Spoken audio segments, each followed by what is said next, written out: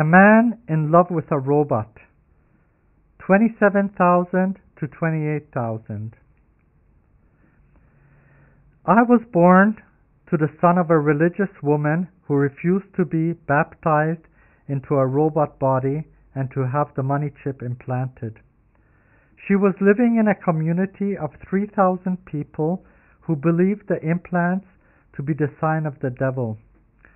There were thousands of such close-knit communities which lived a very simple life in the country.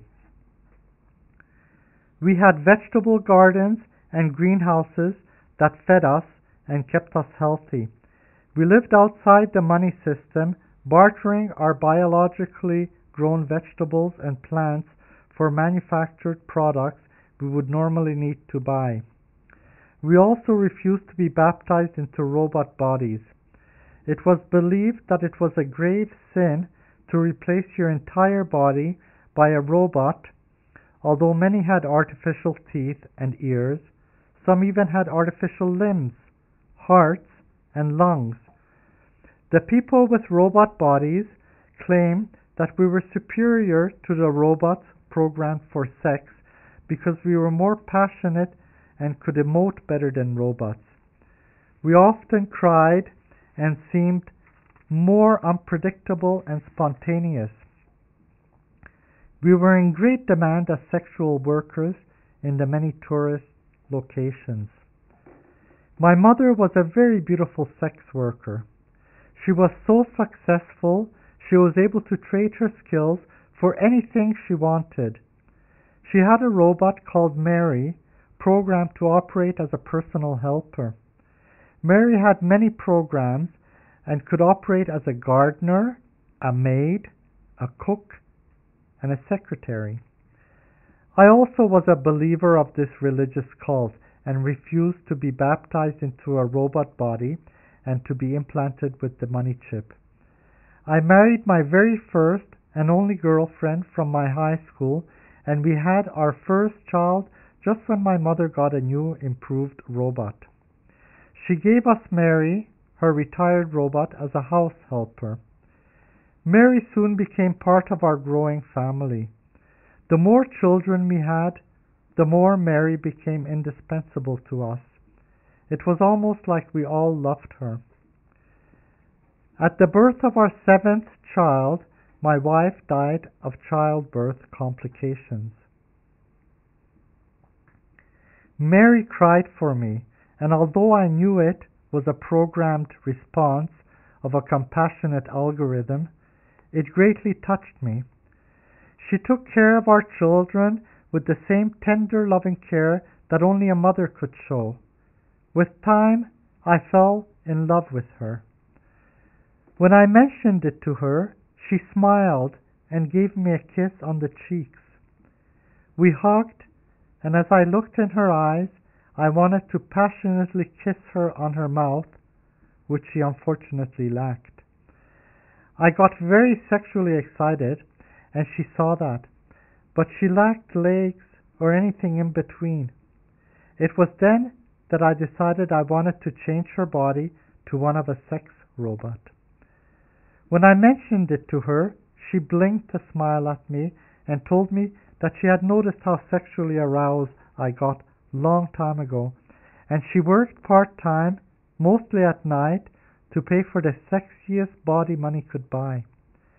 She accumulated enough money to give me the best 30th birthday gift she could think of, a new sexy body for herself, just for me.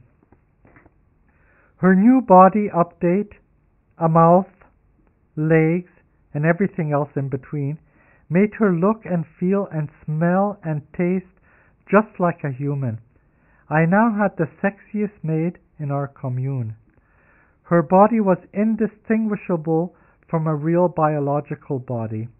Her nipples hardened at my touch, and her vagina oozed smells which beckoned me to enter. Her tongue was warm and moist and playful. Her hands were tender and soft and exploring. The first time we made love, I told her that I loved her. She blushed in surprise and after moments of silence, she told me that she felt mixed up for the first time since she was turned on.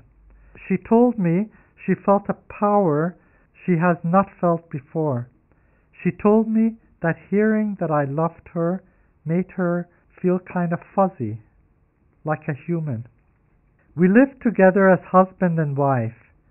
We lived according to the Holy Bible, which states that a wife should be obedient to her husband. We were different than the rest of our married friends, who also had compliant wives, who deep down resented to be too subservient and would show their animosity in uncomfortable ways. My wife, on the other hand, had no grudges at all, and she stayed cheerful and pleasing at all times. All the other overworked wives expected their husbands to also overwork. My super robot wife, on the other hand, was never too tired to please me, no matter how lazy a day I had. As I aged, the difference in our ages became more and more evident. While her body stayed young looking, I slowly turned into an old man.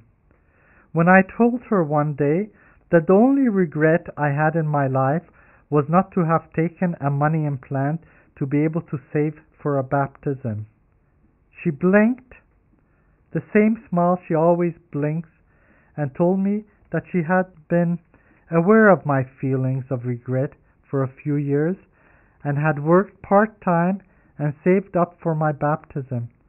On my 80th birthday, I got baptized with a brand new body.